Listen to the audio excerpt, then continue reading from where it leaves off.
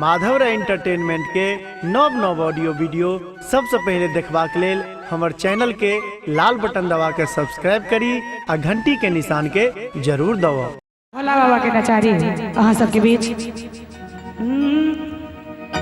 की सौसे नगर भेल भूता है कोना पूरब हकार सौसे नगर भेल भूता है कोना पूरब हकार।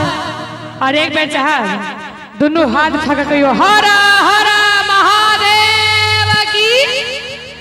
बूढ़ बर बसहा हफा है सखी मारे लतार बूढ़ बर बसहा हफा है सखी मारे लतार सौसे नगर भेल भूता है कोना पूरब हकार सौसे नगर भेल भूता है कोना पूरब हकार। बूढ़ बर बसहा हफा है सखी मारे लतार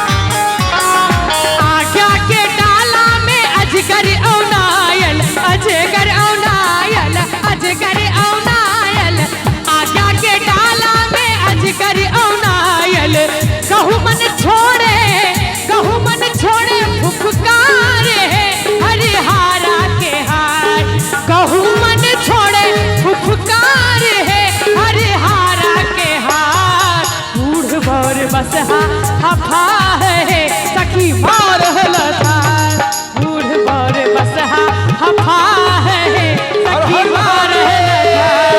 प्रेम से बाजी शंकर भगवान की जय हो।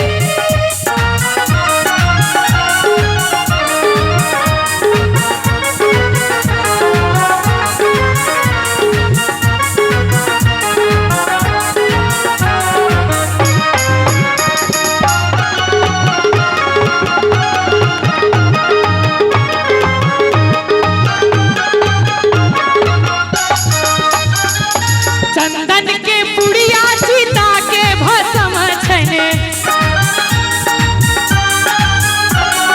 चंदन के पुड़िया सीता के भस्म छने सीता के भस्म छने सीता के भस्म छने चंदन के पुड़िया सीता के भस्म छने टिकुली छन गोबर के डाड़ी है इतना गजबे श्रृंगार टिकुली छन गोबर के डाड़ी है इतना गजबे श्रृंगार।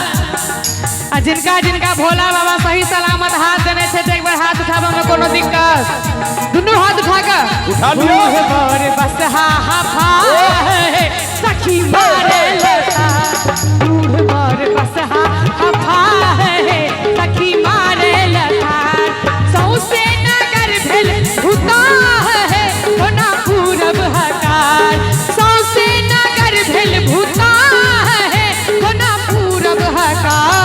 बूढ़ बर बसहा हफा है सखी मारे लतार बूढ़ बर बसहा हफा है सखी मारे लतार बूढ़ बर